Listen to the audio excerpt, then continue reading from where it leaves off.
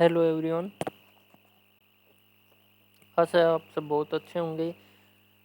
आधुनिक भारत के इतिहास में पार्ट 3 की सीरीज आज हम लेके आए हैं। कुछ डिले के कारणों के लिए माफ़ी। तो सबसे पहले हम स्टार्ट करते हैं। जैसे 1931 की इवेंट्स जो थी उनके बारे में हम डिस्कस कर चुके थे। मैं एक बार रिमाइंड करवा दूं आपको 1931 क्या है। 1931 में देखो एक इवेंट्स ये था कि गांधी इरविन समझौता हुआ। गांधी जी और लॉर्ड इरविन जो तत्कालीन वायसराय थे उनके बीच में एक समझौता होता है, उसको गांधी इरविन समझौता के नाम से जाना जाता है।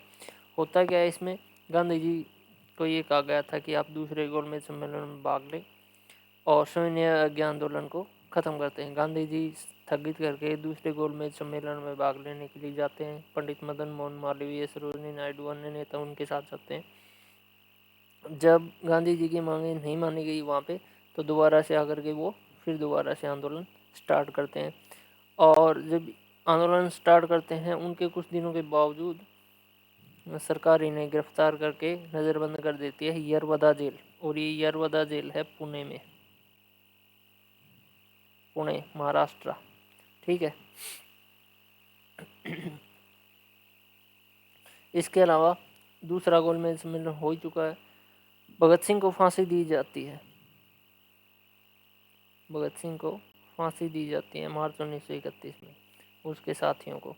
और क्राइम किया था दिल्ली विधानसभा में बम फेंकने पर। सैंडर्स की हत्या के लिए नहीं है ये जो फांसी दी गई थी, ये केस सैंडर्स की हत्या का नहीं है। इनका एक सेडिशन राजद्रोह का मुकदमा है जो दिल्ली में जो संसद भवन है उनके ऊपर इन्होंने बम फेंका था। ठीक है। अब शुरुआत करते हैं। 1932 में तीसरा गोलमेज सम्मेलन होता है।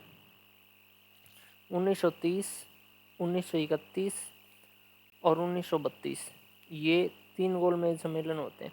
अगर ये पूछ लिया जाए कि तीनों में भाग लेने वाले, तो वे तीनों में भाग लेने वाले हैं अम्बेडकर।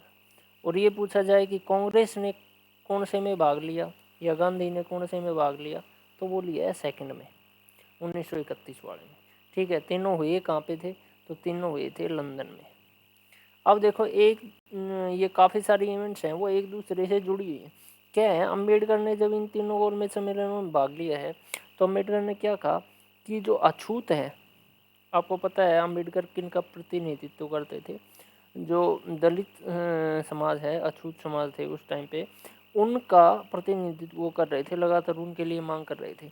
1909 में पार्लियामेंटो रिफॉर्म्स हुए थे और उनमें मुस्लिमों के लिए अलग से एक निर्वाचन पद्धति कायम की गई थी। और उसमें ये कहा गया था कि जहाँ से मुस्लिम हैं वहाँ से मुस्लिम ही चुनाव लड़ेंगे, केवल दूसरे रिलीजन के नहीं। तो वो था धर्म की राजनीति जो अंग्रेजों ने स्टार्ट की।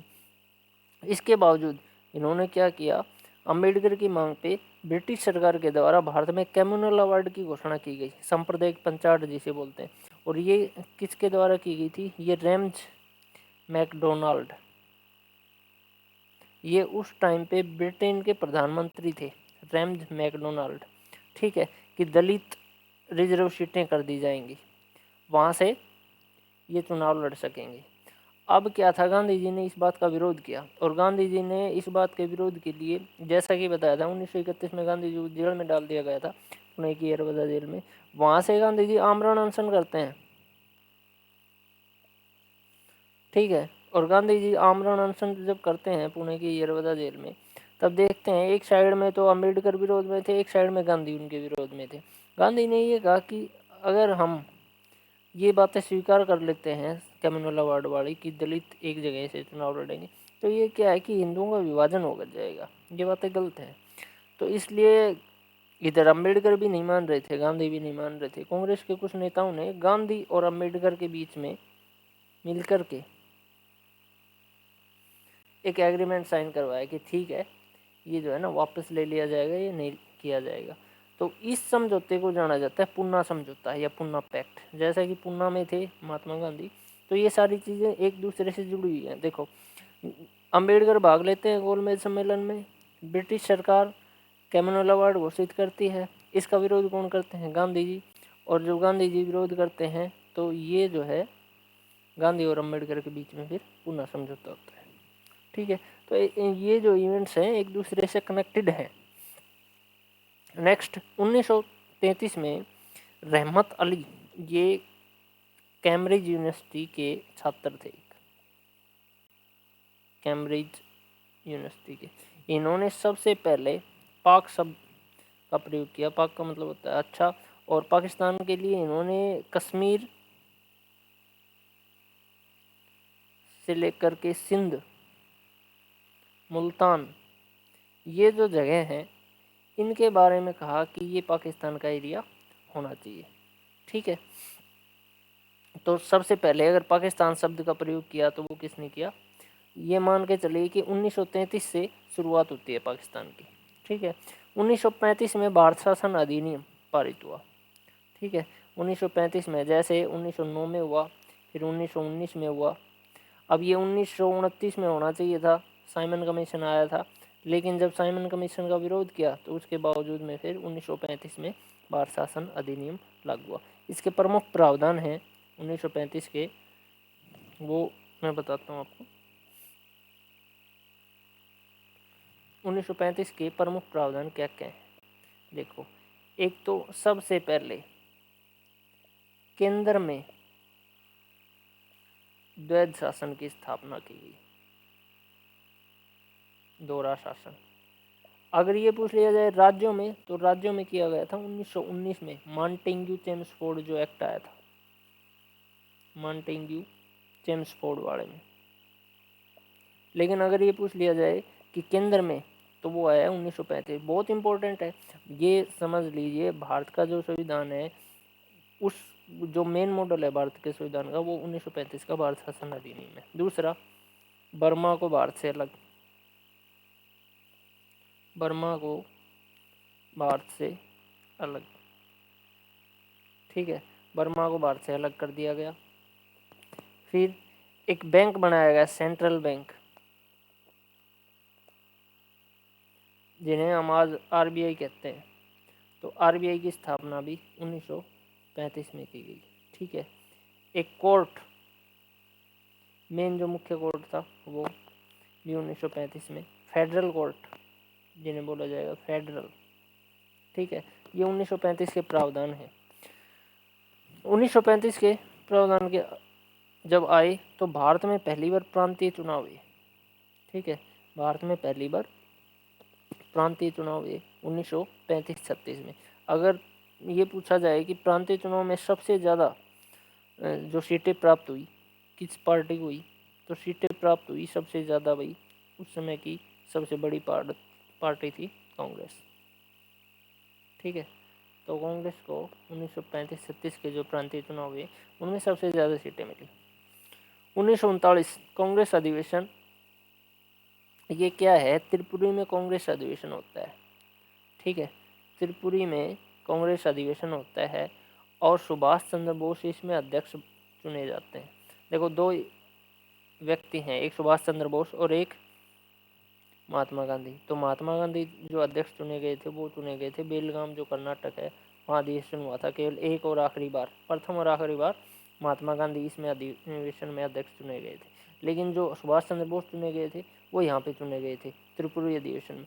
और त्रिपुरी अधिवेशन की एक खास बात है कि यहाँ से अध्यक्ष पद के लिए पट्टाभी सीतारमैया, सीतारमैया, ये कांग्रेस के एक नेता थे, पट्टाभी सीतारमैया, और इसको सपोर्ट कर रहे थे महात्मा गांधी। और महात्मा गांधी ने ये तक कह दिया था कि अगर पट्टाभी सीतारमैया की हार होगी तो वो मेरी हार होगी।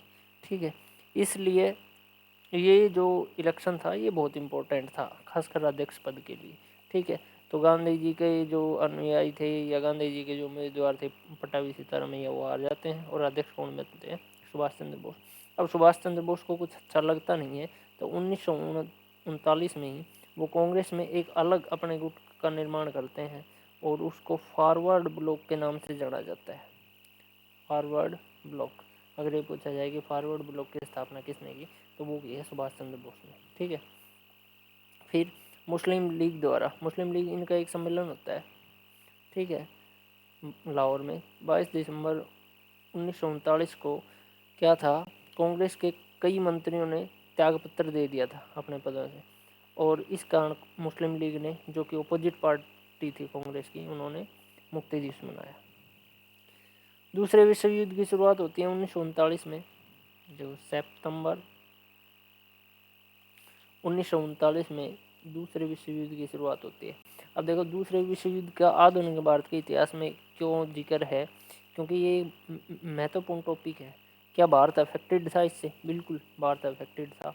क्या होता है, दूसरे विश्व युद्ध में शुरुआत कहाँ से होती है?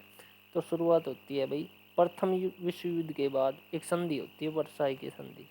और वर्साई की संधि में क्या था, जर्मनी पर, जो पहले विश्व युद्ध में जर्मनी शामिल था, जर्मनी पर आरोप लगाया जाता है कि आपको दूसरे देशों की सहायता करनी होगी, इनको इतने पैसे देने होंगे, जो शस्त्र है उनमें कटौती करनी होगी। ये वर्साई की संधि थी, जबकि वास्तव में कुछ दूसरे लोग भी क्या कर रहे थे, शस्त्रों का निर्माण कर रहे थे, दूसरे जो देश थे वो।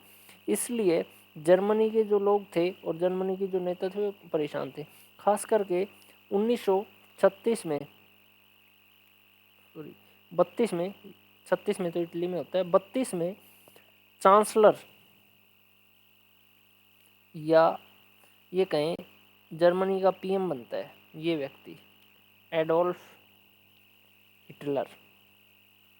ठीक है, एडोल्फ हिटलर। कई बार इनकी बायोग्राफी, ऑटोबायोग्राफी पूछ ली जाती है, तो उसका नाम है मीन कैंप या मेरा संघर्ष। ठीक है, ये एडोल्फ हिटलर की ऑटोबायोग्राफी है।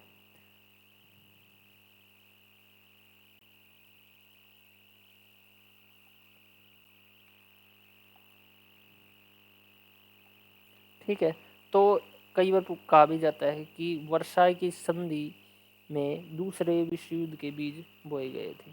ठीक है, दूसरे विश्व युद्ध के कैसे बीज बोए गए थे? 1939 में जर्मनी आक्रमण करता है किस पर? पोलैंड पर। जर्मनी और पोलैंड दोनों पड़ोसी देश हैं। जब जर्मनी पोलैंड पर आक्रमण करता है तो पोलैंड की तरफ से युद्ध में शामिल होते हैं इंग्लैंड और फ्रांस। इंग्लैंड और फ्रांस। अब ये देखो, इंग्लैंड का शासन है भारत के ऊपर, ऑस्ट्रेलिया, कनाडा, इन देशों के ऊपर। ठीक है, तो सीधी ही बात है, अगर भारत शामिल होगा तो वो इंग्लैंड की तरफ से होगा, और किसके विरुद्ध होगा? जर्मनी के विरुद्ध शामिल होगा। ठीक है, अब 1940 में, 39 में युद्ध शुरू हो रहा है, 40 में इटली शामिल हो जाता है जर्मनी की तरफ से। ठीक है, जापान जर्मनी की तरफ से शामिल, यानी कि ये सारे जो राष्ट्र हैं इनको बोला जाता है दूरी राष्ट्र। ठीक है, दूरी राष्ट्र। ठीक, अब जर्मनी, इटली, जापान, तुर्की, ये एक साइड में है। ठीक है, इनके विरुद्ध कौन कौन है? England, France, Poland, Bharat. 1941 में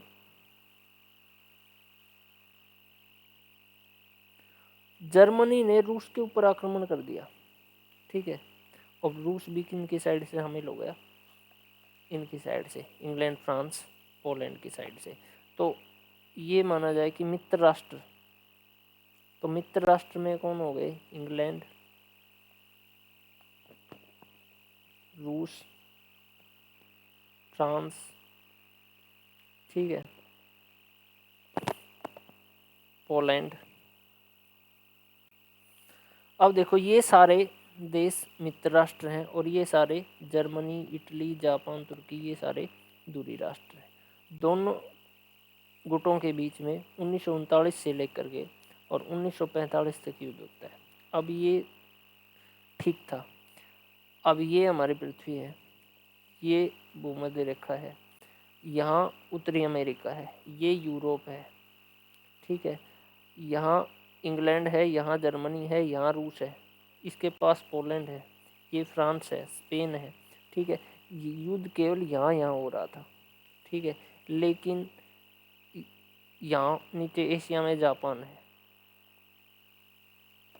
लेकिन हुआ क्या, अब 1945 में अमेरिका का एक बंदरगाह है पर्ल हार्बर, ठीक है, पर्ल हार्बर, ये अगर इस साइड से पीछे चलेंगे तो ये अमेरिका है जस्ट।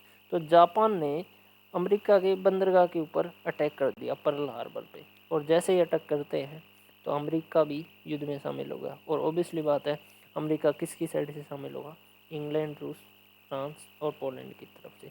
तो अमेरिका भी यहाँ पे दूसरे विश्व युद्ध में शामिल हो गया। दूसरे विश्व युद्ध में कुल 61 देशों ने भाग लिया था, और 1939 से 1945 तक दूसरा विश्व युद्ध चला था। अब क्या होता है, 1945 में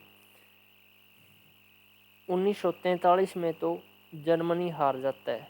किससे हार जाता है, रूस से, ठीक है, रूस से हार जाता है। इतिहास हमेशा दोहराता है, वो बात जो कही गई है वो यही है। 1899 से और 1915 तक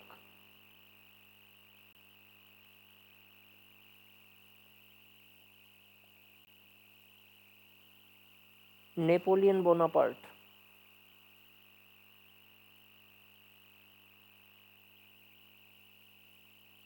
सॉरी ये 1799 है, 1804 तक, 1799 से 1804 तक ये फ्रांस का सम्राट था नेपोलियन बोनापार्ट, ठीक है। इसकी भी गलती थी कि इसने रूस के ऊपर आक्रमण किया, और हिटलर की जो जर्मनी का शासक था, इसकी भी गलती थी कि इसने रूस के ऊपर आक्रमण किया, क्योंकि रूस का जो क्षेत्रफल है वो बहुत ज़्यादा है। इसलिए वहाँ काफ़ी बड़े क्षेत्रफल में, अगर मान लो फ्रांस की सेना यहाँ से जा रही है, रूस की सेना यहाँ है, तो वो पीछे हट जाएगी। अब जो जलवायु है वो अनुकूल नहीं है, ज़्यादातर टाइम रूस में क्या है, सर्दी पड़ती है, और इस वजह से जब दूसरे देश की सेना आएगी, एक तो दुर्गम रास्ते ना वो जान पाएंगे, दूसरी बात ये है कि सेना का जो रख रखाव का सामान है वो भी नहीं, अच्छे तरीके से प्रबंध नहीं हो पाएगा, ठीक है, और ये पीछे होते जाएंगे, इनका कोई नुकसान नहीं हुआ। इसलिए रूस पे जो आक्रमण करना है वो फ्रांस और जर्मनी की दोनों की बड़ी भूल थी, नेपोलियन बोनापार्ट और हिटलर की। अब हार जाते हैं जर्मनी, जापान। 6 अगस्त 1945 और 9 अगस्त 1945, जैसे ट्रिक से आप याद कर सकते हैं, 9 है नागासाकी, ये जापान का एक शहर था नागासाकी, और 6 अगस्त को हिरोशिमा। इनके ऊपर आक्रमण कर देते हैं एटम बम से, कौन, अमेरिका, ठीक है, और इस वजह से जापान ने भी आत्मसमर्पण कर दिया सेकेंड वर्ल्ड वार में। तो सेकेंड वर्ल्ड वार ख़त्म होता है, ठीक है, और सेकेंड वर्ल्ड वार के ख़त्म होने के पश्चात सभी राष्ट्रों का एक सम्मेलन होता है 1918 में, जब प्रथम विश्व युद्ध खत्म हुआ था, 14 से 18 पहला विश्व युद्ध चला था, तो एक बना था राष्ट्र संघ, ठीक है, राष्ट्र संघ, जैसे आज यूएनओ है उसी तरीके से। और दूसरा विश्व युद्ध जब खत्म हुआ 1945 में, तो 24 अक्टूबर 1945 को बना यूएनओ, संयुक्त राष्ट्र संघ, ठीक है, विश्व की शांति के लिए। इसका भी यही उद्देश्य था, इसका भी यही उद्देश्य था, लेकिन राष्ट्र संघ में काफ़ी देशों ने बाद में विरोध करना शुरू किया। जैसे 1936 में जर्मनी ने राष्ट्र संघ से त्यागपत्र दे दिया और राष्ट्र की बातों की अवहेलना की, और यही कारण था कि दूसरे विश्व युद्ध की जो शुरुआत हुई थी, या ये कह सकते हैं कि दूसरे विश्व युद्ध के जो बीज बोए गए थे वो वर्साई की संधि में, जो पहले विश्व युद्ध के बाद, या वर्साई की संधि को दूसरी संधि के नाम से जाना जाता है, इसका नाम है आरोपित संधि, ठीक है। तो ये कह सकते हैं कि वर्साई की संधि में दूसरे विश्व युद्ध के बीज नियत थे। दूसरे विश्व युद्ध का मेन कारण ये भी मान सकते हैं कि ये दोनों तानाशाह शासक थे। कौन कौन, एक तो हिटलर, हिटलर ने जर्मनी में नाजीवाद की शुरुआत की, और इटली के एक तानाशाह शासक थे मुसोलिनी, ठीक है, इटली, इन्होंने फांसीवाद की स्थापना की। फासिस्ट कहा जाता था, फांसीवादी। ठीक है, ये दोनों तानाशाह शासक थे, दोनों मिल लिए और दोनों ने दूसरे विश्व युद्ध का शंखनाद किया। अब वापस लौटते हैं। 24 मार्च 1940 को मुस्लिम लीग का एक अधिवेशन होता है लाहौर में। ठीक है, उन्होंने पाकिस्तान की मांग की। अब मुस्लिम लीग के जो उस समय के जो प्रमुख जो नेता थे वो थे मोहम्मद अली जिन्ना। ये जिन्ना साहब जो हैं, इन्होंने, इनका दूसरा नाम है जो महात्मा गांधी कहते थे, कायदे आजम। ठीक है, कायदे आजम के नाम से मोहम्मद अली जिन्ना को जाना जाता है। तो ये स्वतंत्र पाकिस्तान के बाद में गवर्नर जनरल भी बने।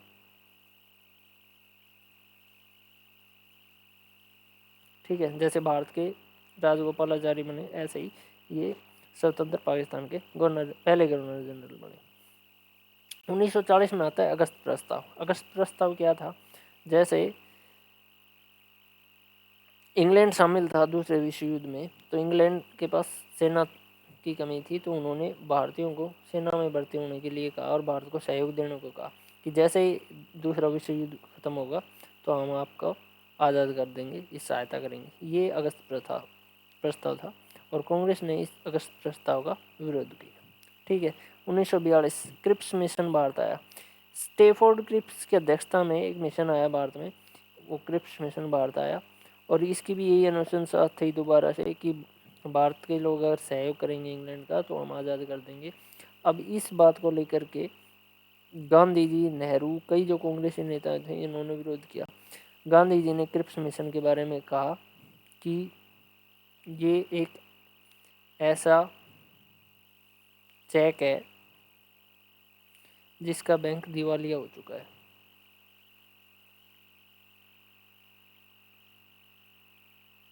ठीक है, कई बार ये स्टेटमेंट आती है कि गांधी ने किस के बारे में ये कहा था कि ये एक ऐसा चेक है जिसका बैंक दिवालिया हो चुका है। भारत छोड़ो आंदोलन 8 अगस्त 1942 को वर्धा, और देखो वर्धा जो है महाराष्ट्र में है, एक वर्धा योजना भी है, हायर एजुकेशन के लिए है। गांधी जी ने उच्च शिक्षा के लिए एक योजना बनाई थी जिसको वर्धा योजना के नाम से जाना जाता है। ठीक है, 8 अगस्त 1942 को कांग्रेस जो है मुंबई में भारत छोड़ो आंदोलन की शुरुआत की घोषणा करती है। और इसमें क्या होता है, ऑपरेशन जीरो आवर के तहत, operation zero hour, operation zero hour के तहत गांधी जी, कस्तूरबा गांधी जो उनकी वाइफ है, काफ़ी और लोगों को गिरफ्तार कर लिया जाता है। ठीक है, और आंदोलन को समाप्त करने की शुरुआत कर दी ब्रिटिश सरकार ने। ठीक है, उसके बावजूद 1945 में, 25 जून 1945 में सभी पार्टियां, जैसे मुस्लिम लीग है, कांग्रेस है, सोशलिस्ट पार्टी है, सभी पार्टियों का एक सम्मेलन होता है, उसको शिमला सम्मेलन के नाम से जाना जाता है। एक और आता है शिमला समझौता, वो 1972 में होता है और वो होता है भारत पाकिस्तान के बीच में।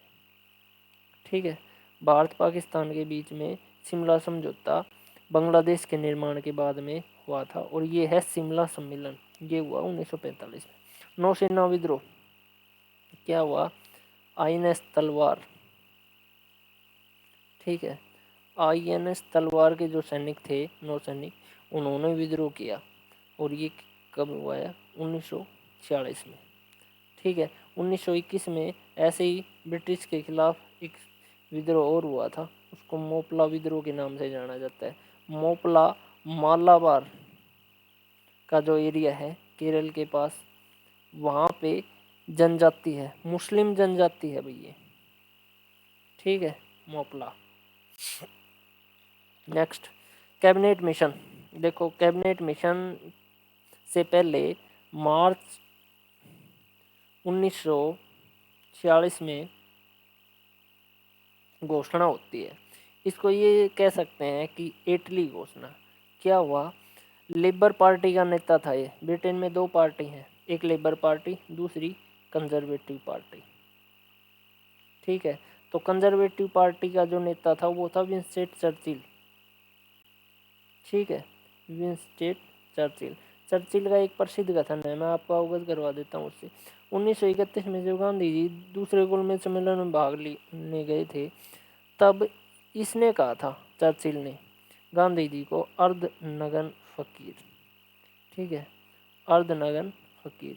हालांकि ये फ्रैंक मॉरिस था एक व्यक्ति, उसने कहा था जब गांधी जी दूसरे गोलमेज सम्मेलन में भाग लेने के लिए गए और वो जब स्टेयर्स पे चढ़ रहे थे, तब उन्होंने कहा था कि एक जो अर्धनग्न फकीर है, एक बुजुर्ग है, वो ऐसे चढ़ रहा है सीढ़ियों पर, तो ये एक अद्भुत नज़ारा था, ऐसा कुछ उन्होंने कहा था। तो अर्धनग्न फकीर कहा था किसने? विंस्टन चर्चिल ने। अब ये बंदा 1939 से 45 जो दूसरा विश्व युद्ध हुआ था उसमें इंग्लैंड का प्रधानमंत्री था। ठीक है, चर्चिल काफ़ी कठोर माना जाता है। जब भारत में अकाल पड़ता था और भारतीय लोग कहते थे कि भारत में अकाल है, तो ये कहता था कि गांधी जो है वो क्यों नहीं मरा, अगर अकाल ही पड़ा है भारत में। तो लेबर पार्टी के नेता थे क्लेमेंट एटली, 1946 में बने हैं ये पीएम। इन्होंने घोषणा की कि हम ब्रिटिश संसद में घोषणा की कि हम क्या करेंगे, भारत को आज़ाद कर देंगे, ये घोषणा हुई है। और उसके बाद ये मिशन भारत आया, कैबिनेट मिशन। 3 व्यक्ति थे इसमें, स्टेफोर्ड क्रिप्स, दूसरे हैं पैथिक लॉरेंस, और तीसरे व्यक्ति हैं एबी अलेक्जेंडर। ठीक है, ये भारत आए हैं तीनों व्यक्ति, और कैबिनेट मिशन प्लान के तहत ही भारत में फिर अंतरिम सरकार की स्थापना होती है। और अंतरिम सरकार में जो पीएम बनते हैं वो बनते हैं नेहरू, जवाहरलाल नेहरू। हाँ, वायसराय अभी कौन है? माउंटबेटन। 1946 में लॉर्ड माउंटबेटन भारत के वायसराय। ठीक है, 3 जून 1947 को माउंटबेटन योजना, ये योजना प्रस्तुत की है लॉर्ड माउंटबेटन ने, और उन्होंने कहा है कि भारत को द्विराष्ट्र बनाया जाएगा, डोमिनियन स्टेट। ठीक है, और वो कौन सा? भारत और पाकिस्तान। यहाँ से विभाजन की शुरुआत हुई। ठीक है, और फिर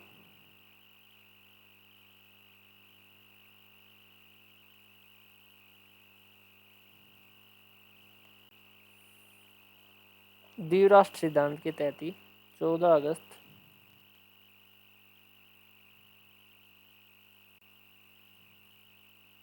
1947 को भारत और पाकिस्तान का विभाजन हो जाता है।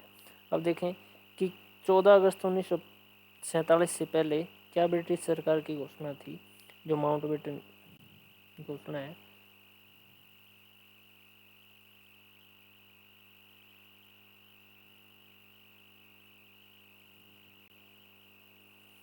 वो ये थी कि नागरिकों को अपनी स्वतंत्रता से दोनों राष्ट्रों में शामिल होने का अधिकार होगा। ठीक है, जो रियासतें थी वो उनको भी स्वतंत्रता का अधिकार थी। जो ब्रिटिश भारत की रियासतें थी उनको स्वतंत्रता का अधिकार है कि वो भारत में शामिल होते हैं या पाकिस्तान में शामिल होते हैं। ठीक है, इनके ऊपर नेक्स्ट वीडियो में हम डिस्कस करेंगे कि कैसे लक्षद्वीप भारत में शामिल हुआ, कैसे कश्मीर भारत में शामिल हुआ। ठीक है, और ये लोग अपना अपना संविधान बनाएंगे। तो पाकिस्तान के जो पहले गवर्नर बने वो बने मोहम्मद अली जिन्ना। ठीक है, और पहले जो प्रधानमंत्री बने वो बने लियाकत अली। लेकिन भारत के जो गवर्नर जनरल बने वो बने माउंटबेटन। अभी माउंटबेटन है, उनके बाद बनते हैं राजगोपालाचारी।